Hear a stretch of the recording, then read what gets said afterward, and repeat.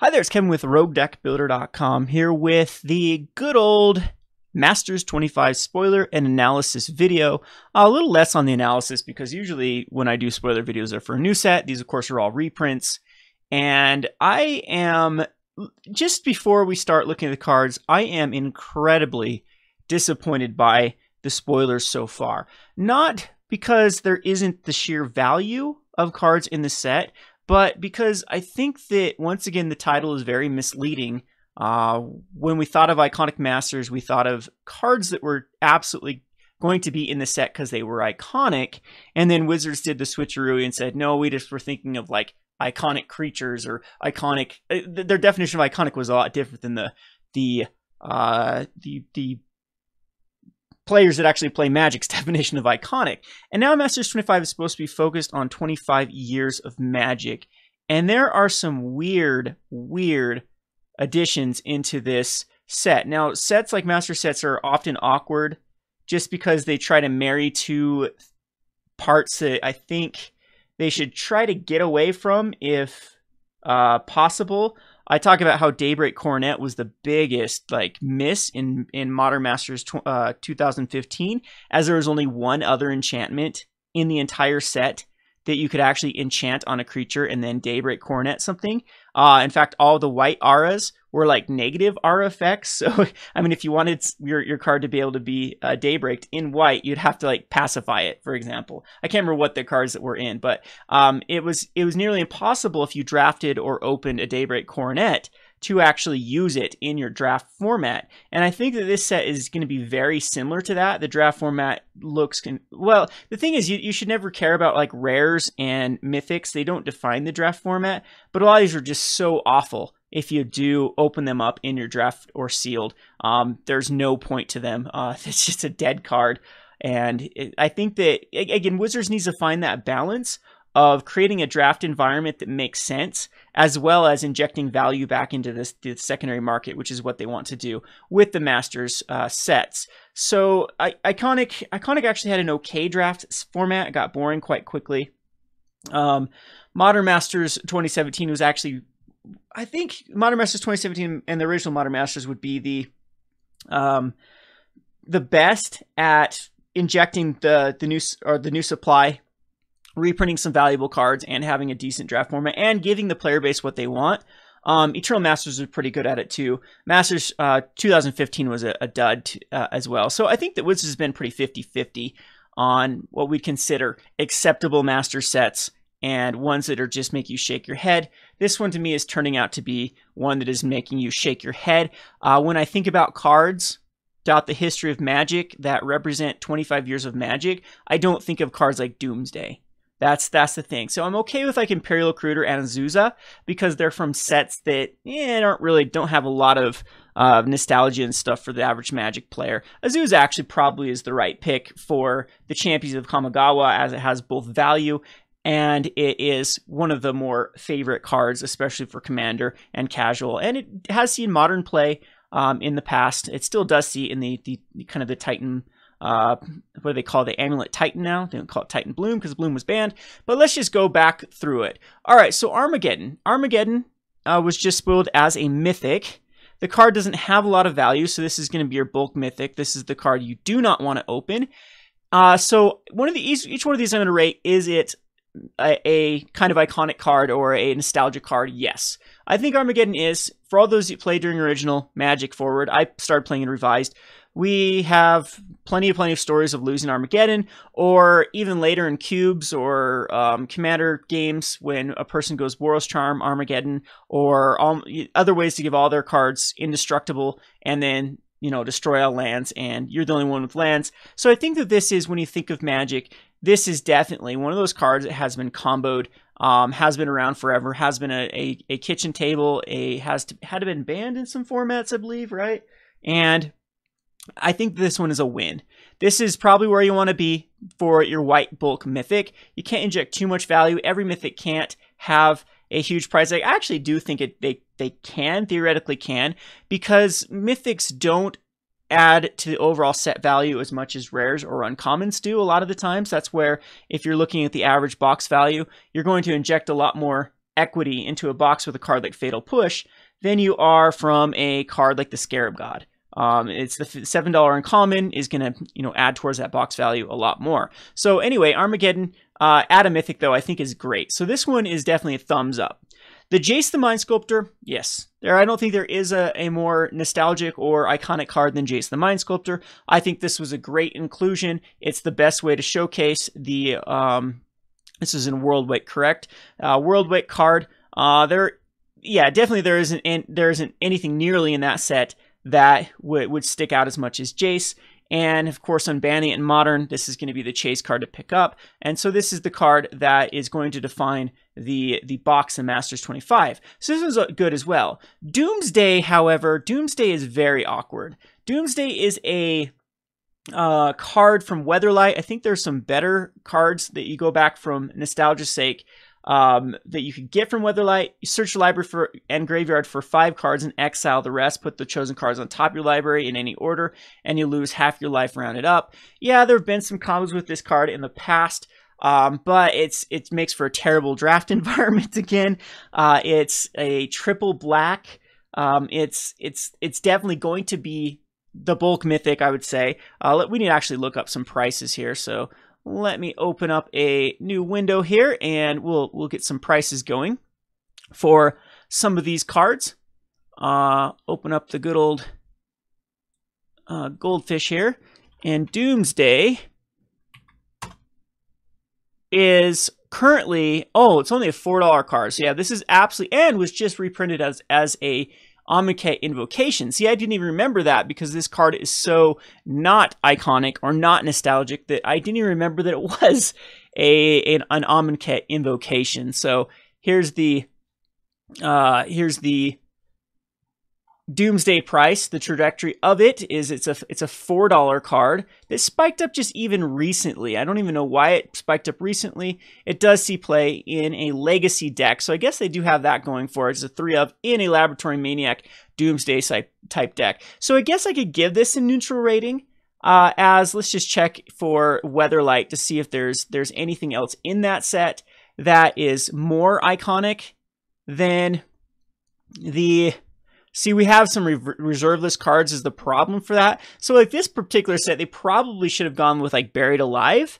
That's a very, very iconic card, nostalgic card that's been used like crazy. It's an uncommon with equity. Gemstone Mine could have easily been used here too. There is a little bit of a multicolored theme, and I think that would have been better used than a Mythic. The Mythic, there's a lot of competition for cards that you need to showcase. And in my opinion, Doomsday, yes, they need those bulk Mythics. That one's kind of awkward. I would rather say the bulk Mythic that from a more recent set that kind of showcases that set. So even think of like Khans of Tarkir, throwing in a Mythic from Khans of Tarkir that was seeing play, like I can't think of one from that, but even Dragon's Maze, throwing in the demon, the master of cruelty in that slot to be your bulk mythic would be better than throwing in like a Doomsday. Now again, it does have a legacy play deck, so I'm not gonna say that this is an entire miss for Doomsday. But when you have draft environment, I think that this is a card that is better suited for From the Vaults, better suited for Amonkhet Invocation type stuff, and is less suited for like a Masters 25. I really think that a lot of these cards should, this should be a set that they should have made like a cube, kind of like how they make their Vintage Masters or some of their flashback cubes or throwback cubes on MTGO, where they're insanely fun to draft or play sealed with. And Doomsday, I think, is a miss. So I'm going to give this one kind of a neutral / kind of a thumbs down. So the first two I think are hits. Doomsday is definitely, I would say, on the miss end of it. Imperial Recruiter, a 3 mana for a 1/1. This one had an insane price tag before. So let's go ahead and throw the Imperial Recruiter. It is a $144 Judge promo, $199, recently a $200 card. However, this is going to be the card, these happen all the time. I think that this is going to be very similar price tag to, they had the white one that was reprinted in Conspiracy, but they put that one as a rare. So this one probably will flatten out at 40 bucks, I would say. The whole reason why this is so expensive is it's from Portals 3 Kingdom, which is the most rare set in Magic. So and it does go in one. It usually goes in more than one deck. Yeah, this one's not even running the Recruiter. I'm trying to think of the Recruiter deck that used to play in Legacy. But yeah, what is it? It was a way to definitely go get 2 cards that combo off, because the yeah, it's just escaping me, the combo with Imperial Recruiter. You enter the battlefield, search your library for a creature card with power 2 or less, reveal it and put it in your hand. And so it's all about assembling like 2 cards, or in this case, like it's going to get one of the cards that is going to then combo with another card and just win you the game. So the white version, Recruiter of the Guard, I believe, is the other card that was reprinted in Conspiracy. That also had a very, very hefty price tag when it first came out, and is really, really settled down. So let's go to Recruiter of the Guard. This was in Conspiracy Take the Crown. It's very, very similar because, oh, it didn't even exist beforehand. What was I thinking this card like exists? This was just a brand new card in the scope of things, and then it started off as a $30 card, and is still going down. It's almost at its lowest price ever from Conspiracy Take the Crown. And again, the whole thing with the Imperial Recruiter is it already does have supply out there. This is a brand new card that entered into the field and then started off very expensive. So if you can double a Mythic, for example, if this would have been a Mythic in Conspiracy Take the Crown, it might have started off with $50 and then settled down to $30 or something like that. So I don't think there's a lot of equity to gain from the Imperial Recruiter. However, I don't think that there's a card that showcases Portal 3 Kingdoms more than Imperial Recruiter. This is also a card that is probably insanely fun to draft. That's why I think they could have easily got away with putting this as a rare, other than they wanted to stick this is a chase card in the set, which I actually do not think this will be. I think there will be a few mythics that will be worth more. Probably the Vendelion Click and the Jace the Mind Sculptor will definitely be worth more when the dust settles than the Imperial Recruiter. I think this one's going to get hit very, very tough because, again, one of the only reasons this has so much, or the price tag is so high, is the Portal 3 Kingdoms.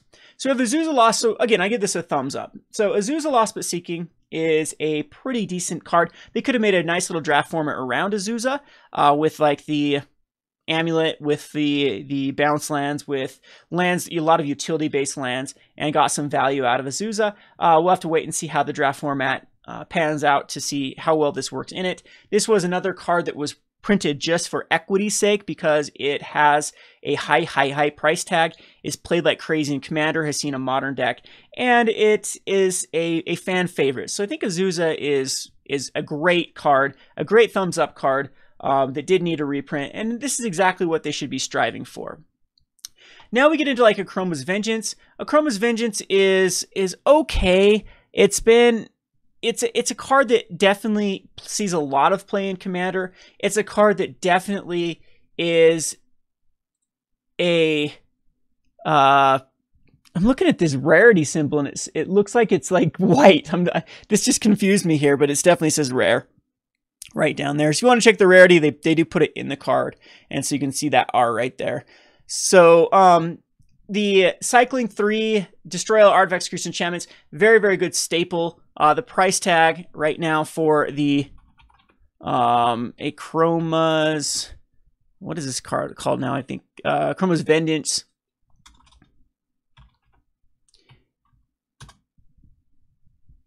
is a card that has a very low, I thought this was actually a little bit higher, but you can see it was in Commander Anthologies, it's been in Plane Chase, it's been in the Onslaught as well as in Commander, so it's had a lot of reprintings already, but I think that this one's fine for your bulk rare because it's a great card in Draft, it's a great card in, like, Cubes see it all the time, Commander sees it all the time, and it probably is the best way to showcase the the Onslaught set. There are a lot of good cards out of Onslaught, but if you're going to make a draft format and you need to find rares that don't have insanely high price tags, otherwise you have the through the roof value of a set, this is a good one. All right, so Vendelion Click, this one is is as a mythic, I think this isn't where I want to see this card. I think it's more of a rare power level card.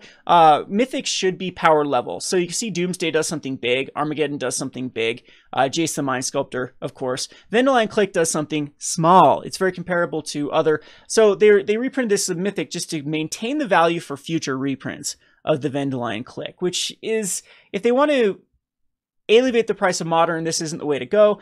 Clicks usually in a lot of the Jeskai or even blue-white control decks, if they're on the heavier control end, usually the 2 creatures will only be Snapcaster Mage and Click usually is less, so it'd be like 3-in-1 a lot of times. It does have some synergy too if you go in like Grixis with Kolaghan's Command to bounce these type of cards back. This is one of the more iconic cards of Magic, especially from Morningtide. So this one again is a pretty good thumbs up. The Phyrexian Obliterator is something that now I haven't seen the cards to really support it. When this card was spoiled, I was like, oh yeah, they're gonna make this set cube-like. What I mean by that is they're gonna try to find these very nostalgic strategies, and maybe like the what ifs. If this existed with this, how would this work? So Phyrexian Obliterator was like, man, when everyone was like, this would have been awesome in Mono Black Devotion. However, the 2 blocks just didn't overlap. So Phyrexian Obliterator with Grey Merchant, people have played that in Modern from time to time, and it's just too janky for Modern at the moment, as the Phyrexian Obliterator now even dies to Fatal Push. So Path to Exile and Fatal Push take care of it. It does dodge Abrupt Decay, but it's just not. It terminates her everywhere too, to deal with the anglers and things like that. The Obliterator's just fallen out of favor in Modern. However, this is where I think they should have focused on Masters 25. They should have gone back to all of these draft formats or even like standard, like what was seen played, and try to make them draftable. So Mono Black Devotion was the kind of the highlight of the Theros block.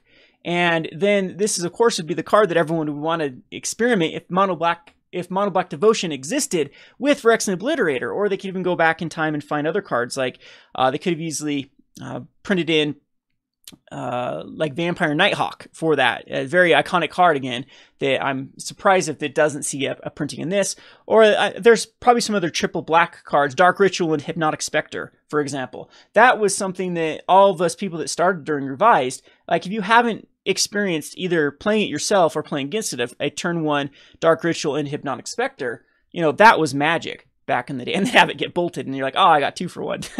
But that would have been awesome to have Dark Ritual in here, and then have the Mono Black, and this still might happen going down the road. So I won't be come to too many conclusions until we start seeing a lot of more commons and uncommons. But the problem, I think, with the biggest thing with Phyrexian Obliterator is I think that they should have used their other Planeswalker. I think they should have had a 3 Planeswalker set with Jace, Liliana, and Karn. And unfortunately, this is going to be the mythic from the set. So we most likely, well, indefinitely won't see Karn now, which I think is something that absolutely needs a reprint. It looks like Karn is going to be the 3rd most valuable, could be the 2nd most valuable card in Modern when the dust settles. So we have Akroma's Angel of Fury. This one, maybe they just couldn't find anything better for the, is this Plane Shift? So the whole problem with this, though, this is where if they can't find anything better, they should have just picked commons or uncommons to showcase for the set. Akroma's Angel of Fury is, I believe, not worth anything. And they're really showing off look, they already had Akroma Vengeance, so now they have Akroma Angel Fury. Maybe they did that on purpose. This was, I remember when this did come out, like not the original Akroma, it was a card that the casuals especially liked.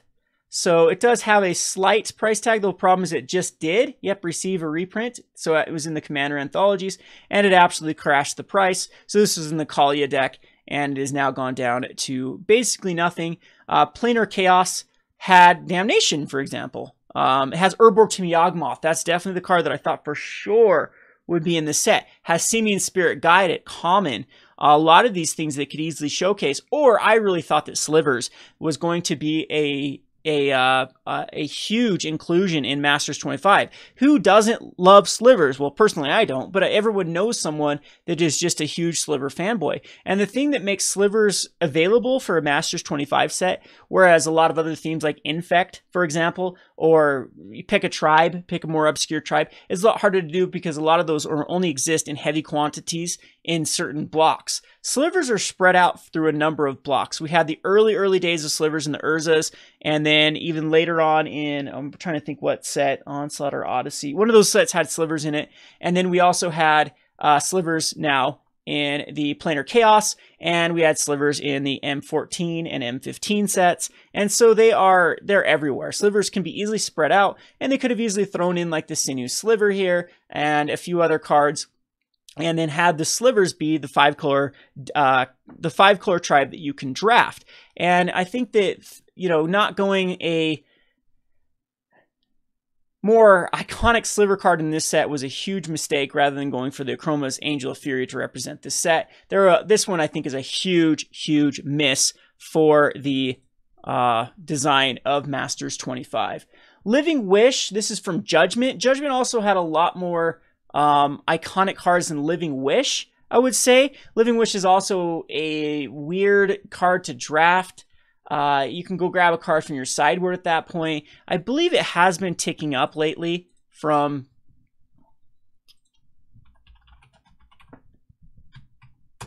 just a few. Nope, it's actually been going down, huh? Has seen nope, no reprint, just naturally was decaying. It did see a spike value. Oh, okay, just a spike value. So it'd been going down, then price adjusted, then going down again. Because I believe, yeah, it's only used in a few legacy decks. So if we go over to Judgment, here is a card that is very awkward for draft. It's very awkward for, it doesn't see a lot of play. It's very even awkward for Commander, because depending on your rules, there is no outside the game. In some Commander groups, rules and other Commander groups rules, there's a 10-card sideboard that you can use for outside the games. Other ones there's anything goes, so you can go grab anything out there. But we do have, like, Mirari's Wake. There's a very iconic card, was printed in Conspiracy 1. However, this is where I would like to see them find just like an Anger would have been great. The Anger is a very iconic card. We run in a ton of Commander decks. Has actually been run in a Legacy Dredge deck before. Prismatic Strands was definitely a card that needed reprinted, but that's just because of now we have Pauper taking off. But there is still, I think, some cards that are something you could showcase more than the Living Wish here. And they should have just picked one that didn't have to take a rare slot, and they could have used the rare slots for other sets that probably do need to showcase a rare that wants to see a reprint. So this one I think would be a miss for the Living Wish. The Darien King of Geldor, or Keldor, I think that's how you say it. This one's okay. There's Commander decks that are built around it. It's actually a pretty fun draft format. The thing is that if they're going to reprint this card, they should have made a taking damage theme. So we're thinking City of Brass or Mana Confluence needs to be in the set, and we might see them in the set, as well as some other pain type effects. And if that's the case, then I will say that this card is absolutely okay to represent Cold Snap, because it goes within the theme of what they're trying to do as a draft environment. If that is not included, then I think this card's a massive miss. So this card is something that I'm waiting I'm withholding the judgment of the King. And if so, then yeah, we'll see where this fits. Now, I'm okay with Flash and Protein Hulk, because every casual deck, whenever you create a anything goes format, of course, this is the best deck you can build, is the Flash Hulk deck. So if anyone is unfamiliar with the combo, you flash in Protein Hulk, you can actually win on turn number 0 by flashing in Protein Hulk, and then it kills the Protein Hulk, and you can go get as many cards as you want. And there are other cards then that you can, with combat cost 6 or less, so you run a ton of zeros, that then you can use to just win the game. So the Flash Protein Hulk combo, everyone's played against it, and I think that this does represent the shenanigans of Magic. And then now you can draft it and have kind of a weird Flash Hulk in the draft format. So I'm okay with both of these. Neither one of them, I believe, hold a hefty price tag. We saw Protein Hulk go up in value for a while there as it was unbanned Commander, but I think it settled back down when people realized that it just doesn't. Oh, it's still a $10 price tag. Okay, it did spike up all the way to 23 bucks, and then at $10. Yeah. All right. So it's wow. It does even play in a modern deck. So I get this one. This one's fine. The Flash Protein Hulk combo, I am definitely okay with them including in the Masters 25. Living Death is quite awkward. Living Death needs to have a lot of cycling based cards. We have seen one card cycled. It actually can work with Ball of Lightning. Of course, Living End would have been the better card, I would say, for the suspend. I know that they have the policy that you don't want to include a bunch of cards in a set that you don't have that keyword mechanic in. So if they were going to go with suspend, they needed to have a bunch of suspend card, and unfortunately that was only in what, one set. So yeah, it's very, very tough for the, but they could have gone the Bloodbraid Elf Living, have Ancestral Visions Living End, possibly in the same thing. I don't know. But Living Death is a commander favorite. I'm okay with it. It is one of those casual iconic cards, and this one was fine. Idol of Great Revel, I do believe, was a big, big thumbs up. This one is a card that is getting very expensive on MTGO, is decently expensive in paper, and I don't think there's any better way to represent Journey into Nyx than Eidolon of the Great Revel. Burn has been a... See, now we have like, ooh, you can sort of draft a Burn deck here. And so Eidolon of Great Revel, I think, is actually a great, great inclusion. Thalia, not going to talk much on this. Thalia, I think, is another wonderful inclusion. Binding Thoughts, I'm pretty iffy on. The card holds no value. So far, we haven't seen a lot of blue go-wide cards that have been printed. They could go some sort of Merfolk theme now that we have the Curse Catcher here. So this one is another one I'm going to reserve for Judgment. It is kind of iconic name with Thassa. The Binding Thoughts has been very, very fan favorite. However, this has been printed a ton of times. It was a Buybucks promo or some other promo before. And this was actually the promo art. So that's going to lose the specialness of that promo card as they just, put the other art on it. And, this is an okay card. I'm okay with Theros showcasing the Binding Thassa. However, if Grey Merchant isn't in here because they decided to put this card in, I think that's a huge miss, because I think the Grey Merchant could have easily been the card that showcased for Theros. So a lot of these will get more than one printing because we have a 250-something set. 249 set, and there's like, what, 85 eligible sets that they have to represent. So a lot of them can have up to three or four cards in it. But you got to think that a lot of the cards probably will be from the, these M sets are going to crowd a lot of that space. Zombify, return target creature card from your graveyard to the battlefield. Sure, I'm okay with Zombify. This is a way to hit Odyssey here, and it is a reanimation spell. But I think that something like Unburial Rites would have been better, again, for this particular strategy, because then they could have had various Unburial Rites type themes. Elish Norn's not in this particular set because it was just reprinted, most likely, and the Mythic slots are already taken up. But Zombify is kind of a weird one to run for this particular card, but I'm okay with it either way. It is an uncommon. I wish this one would have been downshifted to a common, because I think Pauper needs one more recursion type spell. We have one with Exhume, and that's it. So Ball of Lightning, I think, is okay too. Everyone is very nostalgic about it. Works with this burn-based strategy. The Fear's Empath it does seem like they are starting to have a creatures you control for a mana cost 6 or less strategy. Actually, we don't see a lot of them here. So far we have Protein Hulk, and that's been the extent of it. So we'll have to see how this plays out as well with the uncommon slot. So if Burn's going to be a strategy, then Core Firewalker is going to be a strategy to combat Burn. Sure, I'm definitely okay with that. They kept it an uncommon. The Blue Elemental Blast and the Red Elemental Blast were very, very awkward because they did not downshift them. So they're still sitting at uncommons, and they have kind of, in a draft environment, they're relegated to a sideboard slot. Then Gladiator is definitely a pretty cool downshift from rare to uncommon. Unfortunately, it didn't get downshifted to common for Pauper.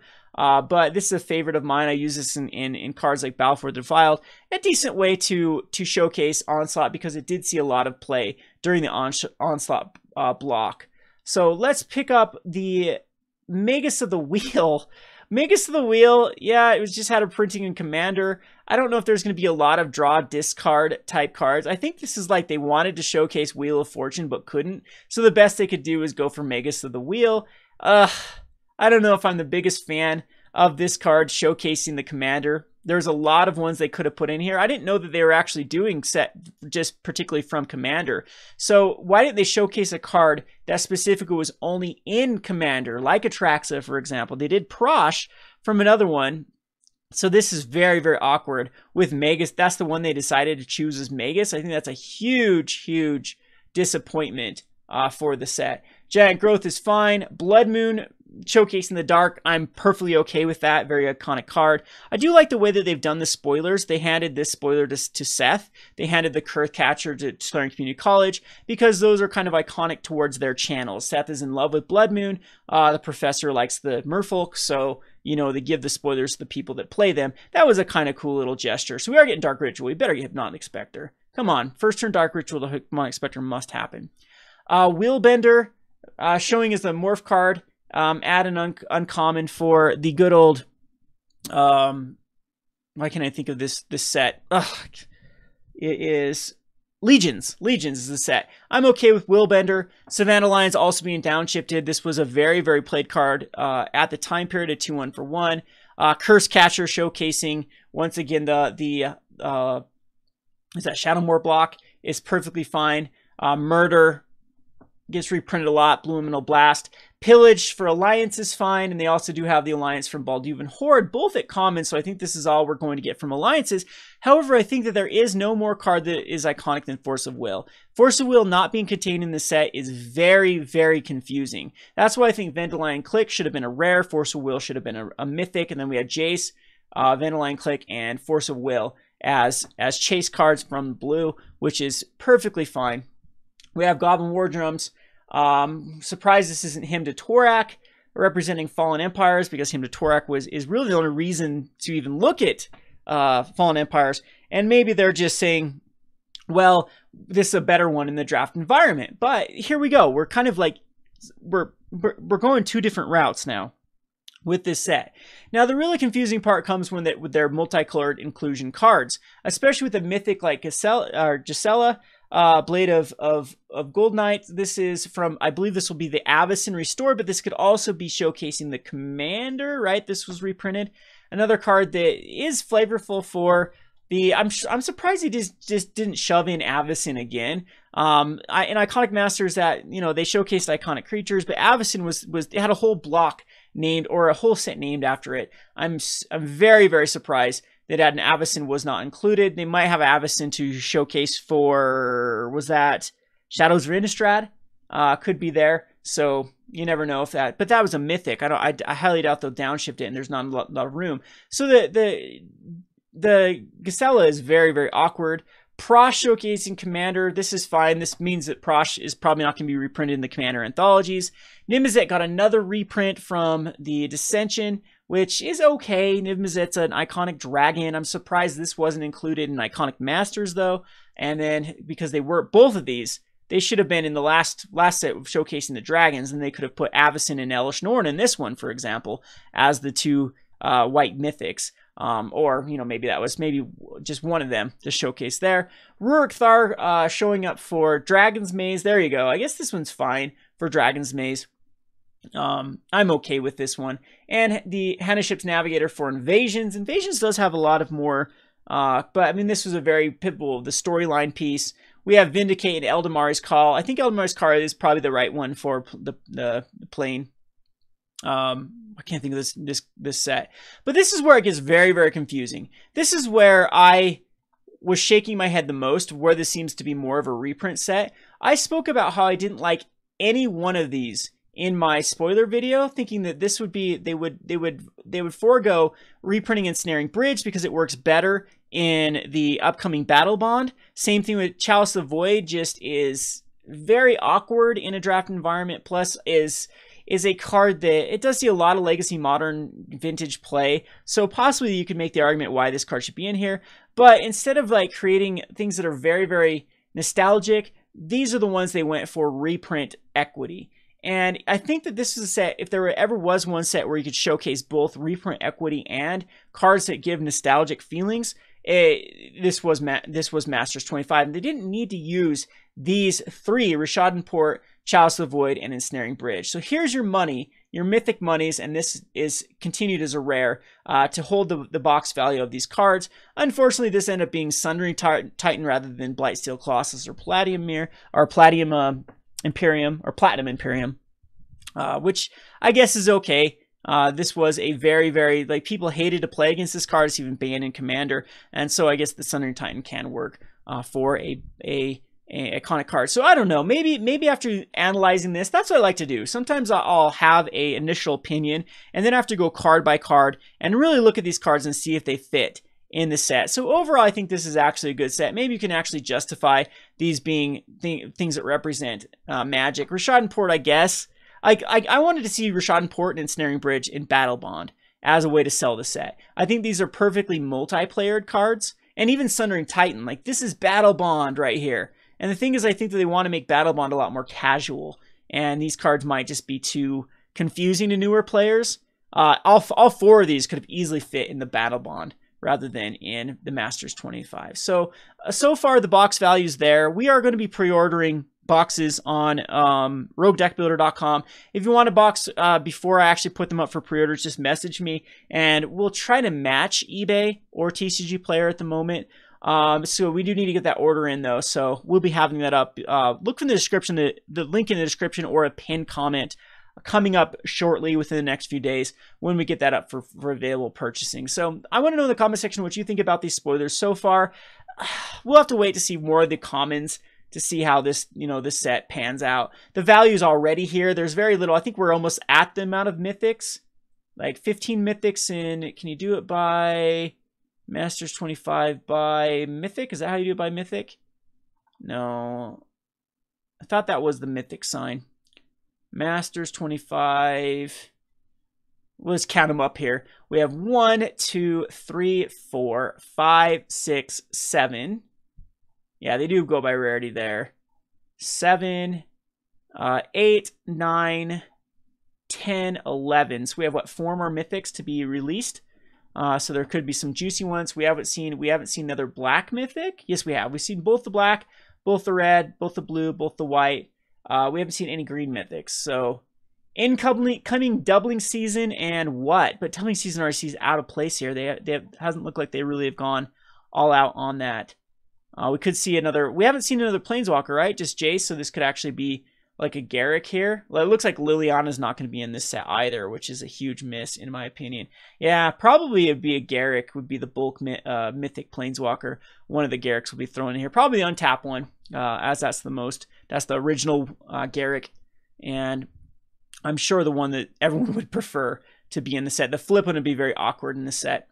Anyway, let me know in the comment section what your predictions are, or if this is actually panning out to be in a set that you are nostalgic for or actually want to buy besides just value.